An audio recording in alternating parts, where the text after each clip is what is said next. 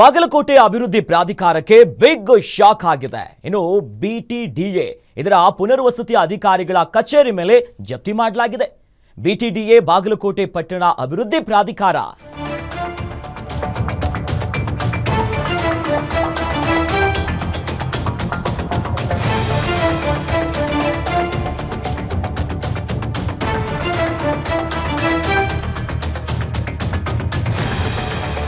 ಬಾಗಲಕೋಟೆ ಅಭಿವೃದ್ಧಿ ಪ್ರಾಧಿಕಾರಕ್ಕೆ big shock ಆಗಿದೆ.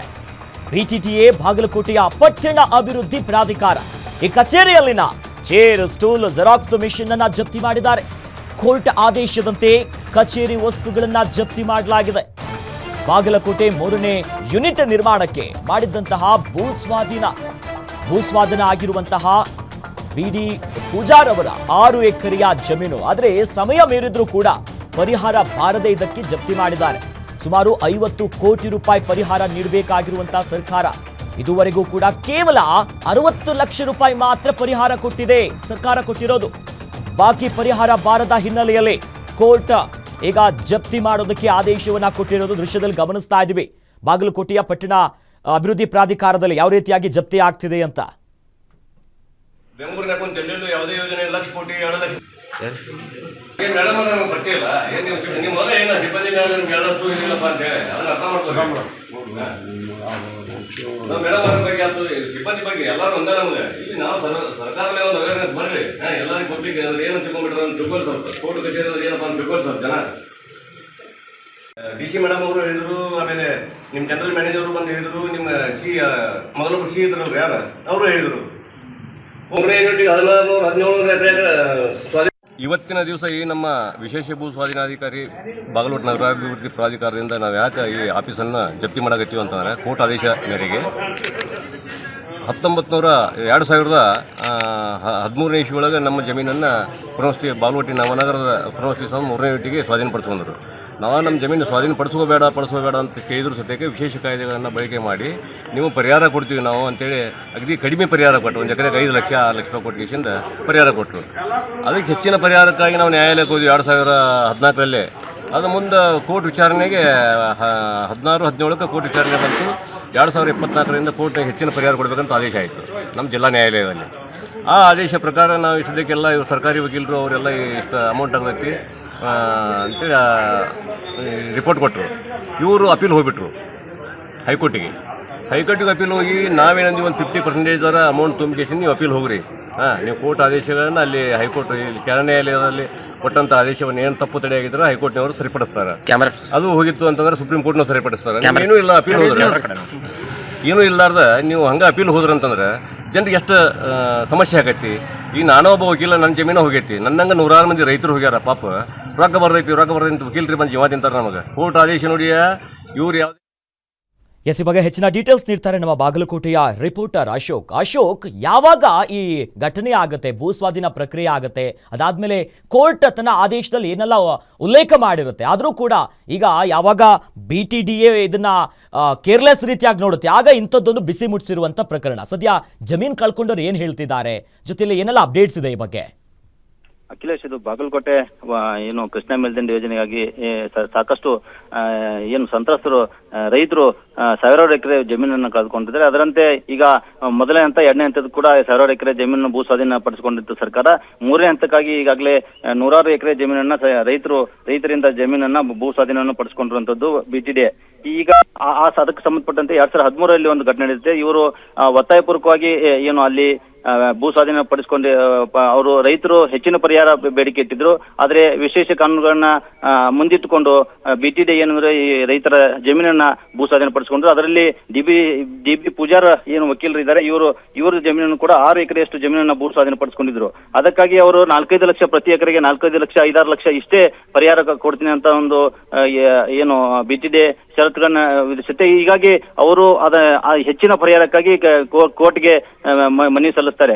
ಹೀಗಾಗಿ ಹೆಚ್ಚಿನ ಪರಿಹಾರ ಕೊಡ್ಬೇಕಂತ ಕೋರ್ಟ್ ಕೂಡ ಸೂಚನೆ ಕೊಟ್ಟಿದ್ದು ಕೂಡ ಇಲ್ಲಿವರೆಗೂ 2024 ಈ 25 ಇಲ್ಲಿವರೆಗೂ ಕೂಡ ಯಾವುದೇ ರೀತಿಯ ಪರಿಹಾರ ಅವರಿಗೆ ಕೊಟ್ಟಿರಲಿಲ್ಲ. ಕೇವಲ 60 ಲಕ್ಷ ಸುಮಾರು 50 ಕೋಟಿಯಷ್ಟು ಪರಿಹಾರ ಕೊಡಬೇಕಾಗಿತ್ತು. ಆದರೆ ಈವರೆಗೂ 60 ಲಕ್ಷ ಮಾತ್ರ ಪರಿಹಾರ ನೀಡಿದೆ. ಹೀಗಾಗಿ ಅವರು ಮತ್ತೆ ಕೋರ್ಟ್ಗೆ ಮೇಲ್ಮನವಿ ಸಲ್ಲಿಸಿದ್ರು. ಹೀಗಾಗಿ ಜಿಲ್ಲಾ ನ್ಯಾಯಾಲಯ ಈಗ BTD ಕಚೇರಿಯ ಸಾಮಗ್ರಿಗಳನ್ನ ಎಲ್ಲವೂ ಕೂಡ ವಶಪಡಿಸಿಕೊಳ್ಳುವಂತ ಜಪ್ತಿ ಮಾಡೋಕೆ ಆದೇಶ ಹೊರಡಿಸಿತ್ತು. ಆ ಹಿನ್ನೆಲೆಯಲ್ಲಿ DB ಪೂಜಾರ್ ಸೇರಿದಂತೆ ಮತ್ತು ನ್ಯಾಯಾಧೀಶರು ಕೂಡ ಸಮ್ಮುಖದಲ್ಲಿ ಇವತ್ತು ಬಂದು BTD ಕಚೇರಿಯನ್ನ ಜಪ್ತಿ ಮಾಡಿರುವಂತದ್ದು ನಡೆದಿದೆ. ಏನಂದ್ರೆ ಕಚೇರಿಯಲ್ಲಿರುವಂತಹ ಎಲ್ಲ ಚೇರ್ ಆಗಿರ್ಬೋದು, ಸ್ಟೂಲ್ ಆಗಿರ್ಬೋದು, ಜೆರಾಕ್ಸ್ ಮಷಿನ್ ಆಗಿರ್ಬೋದು, ಹೀಗೆ ಕಚೇರಿಗೆ ಸಂಬಂಧಪಟ್ಟಂತ ಎಲ್ಲ ಪರಿಕರಗಳನ್ನು ಕೂಡ ಜಪ್ತಿ ಮಾಡಿಕೊಂಡು ಒಂದು ಗೂಡ್ಸ್ ವಾಹನ ತುಂಬಿಕೊಂಡು ಅವರು ಹೋಗಿರುವಂತದ್ದು ಘಟನೆ ನಡೆದಿರುವಂತದ್ದು. ಅಖಿಲೇಶ್, ಜೊತೆಲಿ ಈಗ BTDAಗೆ ದೊಡ್ಡ ಮಟ್ಟದ ಬಿಸಿ ಮೂಡಿಸಿದೆ. ಜೊತೆಯಲ್ಲಿ ಈಗ ಮುಂದಿನ ಹೆಜ್ಜೆ ಏನು? ಯಾವಾಗ ಅವರು ಪರಿಹಾರ ಹಣವನ್ನು ಶೀಘ್ರವೇ ಬಿಡುಗಡೆ ಮಾಡಬೇಕು? ಈ ಜಪ್ತಿ ಎಲ್ಲ ಆದ್ಮೇಲೆ BTDA ಅಧಿಕಾರಿಗಳೇನಾದ್ರೂ ಪ್ರತಿಕ್ರಿಯೆ ಕೊಟ್ಟಿದ್ರಾ? ಅಖಿಲೇಶ್, ಇದು ಕೇವಲ ಒಂದೇ ಪ್ರಕರಣ ಅಲ್ಲ. ಈ ರೀತಿ ಸಾಕಷ್ಟು ಪ್ರಕರಣಗಳು ಕೂಡ BTDA ಚೇರ್ ಆಗಿರ್ಬೋದು, ಈ ತರದ ಘಟನೆಗಳು ನಡೀತಾ ಇರುತ್ತೆ. ಯಾಕಂದ್ರೆ ಇಲ್ಲಿ ಸಾವಿರಾರು ರೈತರು ತಮ್ಮ ಫಲವತ್ತಾದ ಜಮೀನುಗಳನ್ನ ಕೃಷ್ಣಾ ಮೇಲ್ದಂಡೆ ಯೋಜನೆಗಾಗಿ ಮುಡಿಪಾಗಿಟ್ಟಿರುವಂತದ್ದು. ಅದಲ್ಲದೆ ವಿಶೇಷ ಕಾನೂನುಗಳ ಮೂಲಕ ಸರ್ಕಾರ ಆಗಿರ್ಬೋದು, BTDA ಸಂಪರ್ಕದಲ್ಲಿ ಅಶೋಕ್ ನಮ್ ಜೊತೆ DB ಪೂಜಾರ್ ಜಮೀನು ಕಳ್ಕೊಂಡಿರುವಂತಹ ಸಂತ್ರಸ್ತರೆ ನಮ್ ಜೊತೆ ಜಾಯ್ನ್ ಆಗ್ತಿದ್ದಾರೆ. ಸರ್ ನಮಸ್ಕಾರ. ನಮಸ್ಕಾರ ಸಾಹೇಬ್ರ, ನಮಸ್ಕಾರ ಸರ್, ಇವತ್ತು ಜಮೀನನ್ನ ಕಳ್ಕೊಂಡಿರೋದು ಪರಿಹಾರ ಕೋರ್ಟಿಂದ ಆದೇಶ ಬಂದಿದ್ರು ಕೂಡ ಅಧಿಕಾರಿಗಳು ಮಾತ್ರ ಕೇರ್ಲೆಸ್ ರೀತಿಯಾಗಿ ವರ್ತಿಸಿದ್ರು. ಇವತ್ತು ಜಪ್ತಿ ಮಾಡೋದು ಕೂಡ ಪ್ರಕ್ರಿಯೆಗಳ ಆಗಿದೆ. ನೀವೇನ್ ಹೇಳ್ತೀರಾ ಸರ್ ಎಲ್ಲ ಬೆಳವಣಿಗೆ ಬಗ್ಗೆ? ಅಂದ್ರೆ ಈಗ ಸರ್, ನಮ್ಮಲ್ಲಿ ಬಾಗಲಕೋಟೆ ಕೃಷ್ಣಾ ಮೇಲ್ದಂಡೆ ಯೋಜನೆ ಹಿನ್ನೀರಿನಿಂದ ಮುಳುಗಡೆ ಆಗುವಂತಹ ಜಮೀನಿಗೆ ಪುನರ್ವಸತಿ ಕಲ್ಪಿಸುವ ಸಲುವಾಗಿ ಬಾಗಲಕೋಟೆ ನವನಗರದ 3ನೇ ಯೂನಿಟಿಗಾಗಿ ನಮ್ಮ ಜಮೀನುಗಳನ್ನು ಸ್ವಾಧೀನಪಡಿಸಿಕೊಂಡ್ರು ಸರ್. ಹೀಗಾಗಿ ನಮ್ಮ ಜಮೀನವನ್ನು ನಾವು ಸ್ವಾಧೀನಪಡಿಸಬೇಡ ಅಂತೇಳಿ ಬಹಳ ಹೋರಾಟ ಮಾಡಿದೀವಿ. ಅದು ವಿಶೇಷ ಕಾಯ್ದೆಗಳ ಮುಖಾಂತರ ಅವರು ನ್ಯಾಯಾಲಯ ತಡೆಯೋದ್ರಿಂದ ನಮ್ಮ ಜಮೀನು ಸ್ವಾಧೀನಪಡಿಸಿಕೊಂಡ್ರು. ಅವರು ಸ್ವಾಧೀನಪಡಿಸಿಕೊಂಡು ನಮ್ಮ ಜಮೀನಿಗೆ ಬಹಳ ಕಡಿಮೆ ಪರಿಹಾರ ಅಂದ್ರೆ 1 ಎಕರೆಗೆ 6 ಲಕ್ಷ ರೂಪಾಯಿ ಕೊಟ್ಟರು ಸರ್. ಅದನ್ನ ಹೆಚ್ಚಿನ ಪರಿಹಾರಕ್ಕಾಗಿ ನಾವು ಜಿಲ್ಲಾ ನ್ಯಾಯಾಲಯಕ್ಕೆ ವಿಶೇಷ ಮನವಿಯನ್ನು ಸಲ್ಲಿಸಲಾಗಿ ನ್ಯಾಯಾಲಯದವರು 2024 ಏಪ್ರಿಲ್ 24ರಂದು ಆದೇಶ ಮಾಡಿದ್ದಾರೆ ಸರ್, ಹೆಚ್ಚಿನ ಪರಿಹಾರ ಕೊಡಬೇಕಂತೇಳಿ. ಆ ಹೆಚ್ಚಿನ ಪರಿಹಾರವನ್ನು ಕೊಡಬೇಕಂತ ಮಾಡಿದಾಗ ಅವ್ರು ಏನಾದ್ರು ಹೆಚ್ಚಿಗೆ ಆಗೈತೋ ಇದು ಕಡಿಮೆ ಆಗೈತೋ ಅನ್ನೋ ಸಂಬಂಧ ಅಪೀಲ್ ಹೋಗ್ಬೇಕಾಗಿತ್ತು ಅಂದ್ರೆ 50% ಅಮೌಂಟ್ ತುಂಬಿ ಹೋಗ್ಬೇಕಾಗಿತ್ರಿ ಉಚ್ಚ ನ್ಯಾಯಾಲಯಕ್ಕೆ. ಹೌದೌದು. ಅದನ್ನ ಏನೋ ಮಾಡಲ್ಲ, ಬರೀ ಅಪೀಲ್ ಹೋಗ್ಬಿಟ್ರು. ಅಪೀಲ್ ಹೋಗಿ ಮುಂದದನ್ನ ಅಲ್ಲಿ ಹೈಕೋರ್ಟ್ ನಲ್ಲಿ ಅದಕ್ಕೆ ಅಪೇರೆನ್ಸ್ ಹೋಗಂಗಿಲ್ಲ, ಅದನ್ನ ಬೋರ್ಡ್ ಮೇಗೂ ತಗೊಳ್ಳೋದಲ್ಲ.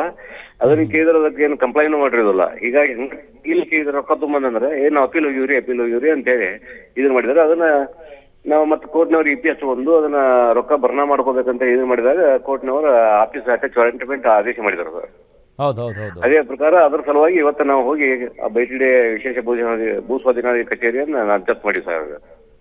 ಸೊ ಇಷ್ಟೆಲ್ಲ ಆದ್ಮೇಲೂ ಕೂಡ ಈಗ ಅಧಿಕಾರಿಗಳು ಮುಂದಿನ ಹೆಜ್ಜೆ ಇಡ್ತಾರಾ? ನಿಮ್ಗೆ ಏನು ಹಣ ಬರಬೇಕು ಪರಿಹಾರ ಅದು ಕೊಡ್ತಾರಾ? ಆ ಬಗ್ಗೆ ಏನಾದ್ರು ಮಾತಾಡಿದಾರಾ ನಿಮ್ ಜೊತೆ ಅಧಿಕಾರಿಗಳು? ನೀವು ಮಾತಾಡ್ಸಿದ್ರ ಅಧಿಕಾರಿಗಳನ್ನ? ನಾನು ಅಧಿಕಾರಿಗಳ ಜೊತೆ ಬಹಳ ರಿಕ್ವೆಸ್ಟ್ ಮಾಡಕ್ ಬಂದೆ. ತುಂಬ್ರಿ ಸರ್, ನಮ್ಮ ಜಮೀನವನ್ನ ನೀವು ತಗೊಂಡು ಮತ್ತೆ ನೀವೆಲ್ಲ ಸ್ವಾಧೀನಪಡಿಸೋದು ಅಭಿವೃದ್ಧಿ ಪಡಿಸ್ತಾ ಇದ್ದೀರಿ, ಮತ್ತೆ ನಮಗೆ ಪರಿಹಾರನೂ ಇಲ್ಲ, ಮತ್ತೆ ಅಲ್ಲಿ ನ್ಯಾಯಾಲಯ ತಪೇರ್ನೂ ಆಗ್ತಾ ಇಲ್ಲ, ನೀವು ಮತ್ತೆ ಸರ್ಕಾರದಿಂದನೂ ಸ್ಪಂದನೆ ಇಲ್ಲ, ಮತ್ತೆ ನೀವು ಕೋರ್ಟ್ ಆದೇಶಕ್ಕೂ ಮನ್ನಣೆ ಇಲ್ಲ ಅಂತಂದಾಗ ಅವ್ರಿಗೆ ಸರ್ಕಾರದ ರೊಕ್ಕನೇ ಇಲ್ಲಲ್ರಿ, ಸರ್ಕಾರದ ರೊಕ್ಕನೇ ಇಲ್ಲ. ಸರ್ಕಾರ ರೊಕ್ಕ ತಗೊಂಡಮ್ಮ ನಾವೇ ಸರ್ಕಾರ ರೊಕ್ಕ ನಮ್ ಜಮೀನ್ ತಗೊಂಡ್ರೆ ನೀವು ಅಂತ ನಾವು ಕ್ವಶನ್ ಹಾಕಿದೀವಿ ಅವರಿಗೆ.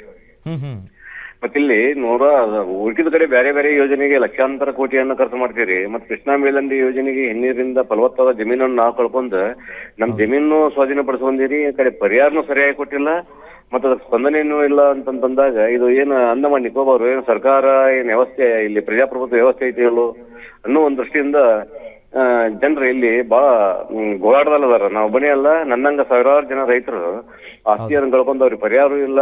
ಅದು ಇಲ್ಲಿ ಬಾಗಲಕೋಟೆ BTDದವರು ನಮ್ಮ ಜಮೀನನ್ನು ಯೂನಿಟ್ ನಂಬರ್ 1, 2 ತಗೊಂಡು ಅಲ್ಲೇ ಅವರು ನಿವೇಶನಗಳನ್ನ ಮಾಡಿ 1 ಸ್ಕ್ವೇರ್ ಫುಟಿಗೆ 5,000, 10,000 ರೂಪಾಯಿಗಳಲ್ಲಿ ಆಕ್ಷನ್ದಲ್ಲಿ ಮಾರಾಟ ಮಾಡ್ತಾರ. ನಮ್ಮ ಜಮೀನಿಗೆ ಒಂದು 800 ರೂಪಾಯಿ ಸ್ಕ್ವೇರ್ ಫುಟ್ ಗಂಟ್ಲೆ ಕೊಡ್ಬೇಕಂತಂದ್ರು ಅಪೀಲು ಹೇಳ್ತಾ ಇದಾರೆ ಸರ್. ಹೀಗಾಗಿ ನಾವು ಅದನ್ನ ಮುಂದಿನ ಹೆಜ್ಜೆಯನ್ನ ಉಚ್ಚ ನ್ಯಾಯಾಲಯದಲ್ಲಿ ಕೇಳ್ತೀವಿ. ಮತ್ತೀಗ ಇತಿ ಮಾಡ್ಯಾರ ಅದಕ್ಕೆ ಅಮೌಂಟ್ ತುಂಬದೆ ಅಂದಾಗ ಮುಂದಿನ ನಮ್ದು ಏನು ಕಾನೂನು ಪ್ರಕ್ರಿಯೆಯನ್ನು ನ್ಯಾಯಾಲಯದಿಂದ ಪಡೆದು ಅದನ್ನು ಜಾರಿಗೆ ಮಾಡ್ತೀವಿ ಸರ್ ನಾವು. ಎಸ್, ಯಾಕಂದ್ರೆ ಒಂದ್ ಕಡೆ ಜಮೀನಿಲ್ಲ, ಮತ್ತೊಂದ್ ಕಡೆ ಪಾಪ ಕೃಷಿಯನ್ನ ನಂಬ್ಕೊಂಡಿದ್ದೀರಾ, ಅತ್ತ ಪರಿಹಾರ ಹಣ ಕೂಡ ಸಿಗ್ತಾ ಇಲ್ಲ. ಏನ್ ಆಗ್ರಹಿಸ್ತೀರಾ ಸರ್ ಕೊನೆಯದಾಗಿ ನೀವು? ಕೊನೆಯದಾಗಿ ನಮ್ಮ ಜಮೀನನ್ನು ಬಿಟ್ಟು ಕೊಟ್ಬಿಡ್ರಿ. ಹಂಗಂದ್ರೆ ನೀವು ನಿಮ್ಗೆ ಪರಿಹಾರ ಕೊಡದೆ ಆಗ್ಲಿಲ್ಲ ಅಂತಂದಾಗ ನಮ್ಮ ಜಮೀನು ಬಿಟ್ಟು ಕೊಟ್ಬಿಡ್ರಿ. ನಮ್ಮ ಜಮೀನು ನೀವು ತಗೊಂಡಿರಲ್ಲ, ಈಗ ಮೊದಲೇನು ನಮ್ಮ ಪರಿಹಾರ ಕೊಟ್ಟಿದ್ರೆ ಅದು ಡ್ಯಾಮೇಜ್ ಅಂತ ತಿಳ್ಕೊಂಡ್ ಇಷ್ಟಕ್ಕೆ ನಮ್ಮ ಪರಿಹಾರ ಇದು ಅಂತೇಳಿ ನೀವು ಕೊಡಕ್ ಆಗ್ಲಿಲ್ಲ ಅಂದ್ರ ಸರ್ಕಾರ ಕೈ ಚೆಲ್ಲಿದು ಅಂತಂದ್ರೆ ಜಮೀನು ನಾವು ಸರ್ಕಾರದಿಂದ ಪುಕ್ಷಟಿ ತಗೊಂಡಿಲ್ಲ. ಜಮೀನ್ ಅದ ನಮ್ಮ ಸ್ವಂತ ಜಮೀನು ಆಸ್ತಿ, ಮತ್ತೆ ಅವ್ನು ಕೊಡಾಕ ನಿಮ್ಗೆ ಸರ್ಕಾರದಿಂದ ಆಗುದಿಲ್ಲ ಅಂತಂದಾಗ ಮತ್ತೆ ನಮ್ಮ ಜಮೀನು ಹೊರಕೊಟ್ಬಿಡ್ರಿ ಅಂತ ಕೇಳ್ತೀವಿ ಸರ್ ನಾವು. ಎಸ್, ನೋಡೋಣ ಸಂಬಂಧಪಟ್ಟಂತ ಅಧಿಕಾರಿಗಳು ಯಾವ ರೀತಿಯಾಗಿ ಇನ್ನಾದ್ರೂ ಕೂಡ ಎಚ್ಚೆತ್ತುಕೊಳ್ತಾರೆ ಅಂತ. ಧನ್ಯವಾದಗಳು DB ಪೂಜಾರ್, ಇಷ್ಟೊತ್ತು ಗ್ಯಾರಂಟಿ ನ್ಯೂಸ್ ಜೊತೆ ಮಾತನಾಡಿದ್ದಕ್ಕೆ.